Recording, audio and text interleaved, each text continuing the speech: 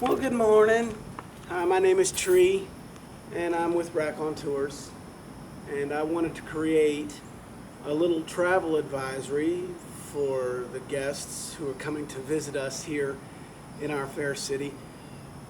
And the travel advisory is about the high humidity of New Orleans. We are known for being a hot, tropical city.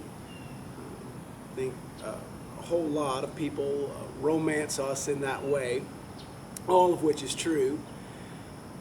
But what a lot of people fail to write about is the high humidity in our city. On average, every single day, it is about 60% humidity in the air. This can dip as low as 40% in April and rise to as high as 90% in December. So the advisory is that you can clearly see that it can swing wildly from 90% humidity in December to the driest we experience all year, 40% humidity in April within a 4 short month period. And what that means is, as all this water in the air gets hot, of course it makes it hotter here, and it's like a sauna in our city. But a lot of people fail to recognize that that same factor will cause it to be extremely cold here in our winter. And I don't mean extremely cold in terms of like sub-freezing temperatures.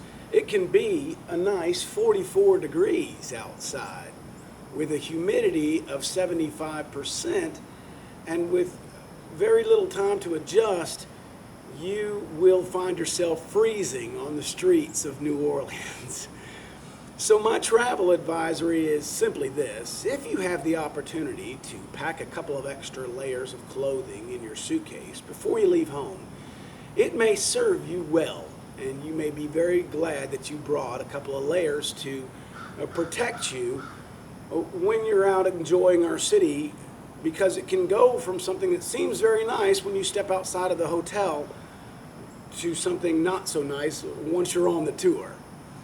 And I don't just mean my tour, but if you consider the fact that if you have high humidity in the air and you jump on a bicycle tour, which we don't offer, but now you're on the bicycle and the wind's coming past you, or for example, if you're on a walking tour and the wind comes off the river, well, suddenly now you're talking about a wind chill factor. And we can start out at 44 degrees, we add 75% humidity, suddenly it feels like 20 degrees, then you put in a cold wind, the next thing you know, you're feeling like it's below zero here.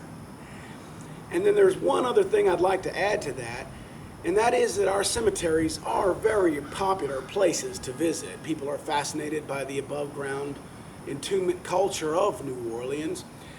And a lot of people fail to consider that when it's hot out here, like it is this morning, these tombs will begin to heat up and radiate heat like an oven would.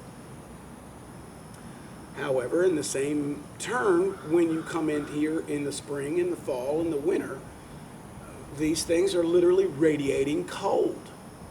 It'll drop another 10 degrees or rise another 10 degrees as you enter and exit our cemeteries.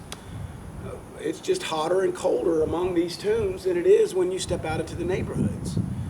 So, typically speaking, a lot of tours will either begin or end in a cemetery. So you're going to either start your experience in the coldest part of the city, getting yourself real cold before stepping out into the windy areas of the neighborhoods and such, and then you're just going to be freezing the entire time. Or you'll wind up in one after you've been cold for 30, 45 minutes, whatever the case may be, however long your tour may go, and then you wind up in a cold spot for another 20 minutes. And an hour of that kind of weather literally seeps inside the marrows of your bone, into the consciousness of your brain, and it can make for a rather uncomfortable experience. And this is the reason why I chose to come to you this morning and make a little public service announcement that I hope will serve you well. So thank you for your time and your interest. Please enjoy our city, travel safely, and have a great time. Thank you so much.